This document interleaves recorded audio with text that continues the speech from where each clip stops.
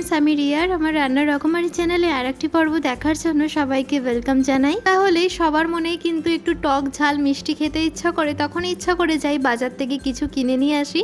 বাড়িতে যদি চানাচুর বা ডাল চানাচুর থাকে এরকম মাখা করে খেলে বাজারে যাওয়াই লাগবে না, তো সহজেই 5 মিনিটের মধ্যেই মাখাও হয়ে যাবে আর খাওয়াও হয়ে যাবে। তো চলো দেখে নেওয়া যাক কি করে মেখেছি আমি ডাল চানাচুরটা। ডাল চানাচুরের প্যাকেট কম বেশি সব বাজারে কিনতে পাওয়া যায়, তার মূল্য মাত্র 10 টাকা নেয়।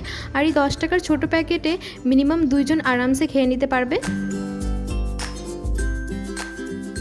আমি দিয়ে দিয়েছিলাম একদম জিরি করে পেঁয়াজ কুচি, তারপরে দিয়ে দিয়েছিলাম একদম জিরি করে শসা কুচি, তারপরে দিয়েছিলাম একদম পাতলা পাতলা করে ছোট ছোট করে টমেটো কুচি, পরিমাণ মতো কাঁচা লঙ্কা দিয়েছিলাম,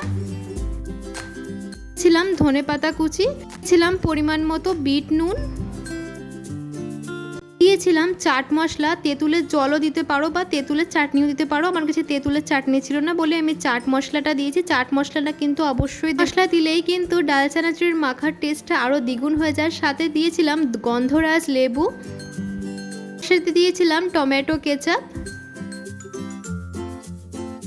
কিছু পরিমাণ মতো দেওয়া হয়ে গেছে। এইবার আমি হাতের সাহায্যে বা চামচের সাহায্যে মেখে নেব। চামচ দিয়ে ভালো হচ্ছিল না, তার জন্য আমি হাতের ব্যবহারটা করেছি। হাত দিয়ে একদম ভালো করে সুন্দর করে চটকে মাখতে হবে, স্পুন দিয়ে অতটা ভালো মাখা হয় না।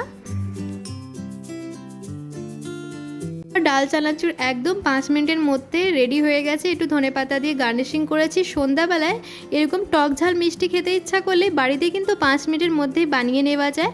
দুর্দান্ত খেতে লাগে, তোমরা প্লিজ একবার ট্রাই করো। চানাচুর মাখা করলে কিন্তু প্রতিদিনই খেতে ইচ্ছা করবে। 5 মিনিটের মধ্যে ডাল চানাচুর মাখার রেসিপিটি যদি তোমাদের ভালো লেগে থাকে, রান্নার রকমারি চ্যানেলে প্রথমবার ভিজিট করেছো তাদের কাছে অনুরোধ রইল আমার চ্যানেলটাকে সাবস্ক্রাইব করে পাশে থাকা বেল আইকনটিকে অবশ্যই প্রেস করে দেবে, যাতে আমি নতুন করে রেসিপি দিলে সর্বপ্রথম যেন তোমাদের কাছে নোটিফিকেশনটা যায়। রেসিপি নিয়ে আবার দেখা হবে। আসি তাহলে, সবাই ভালো থেকো, সুস্থ থেকো, ধন্যবাদ।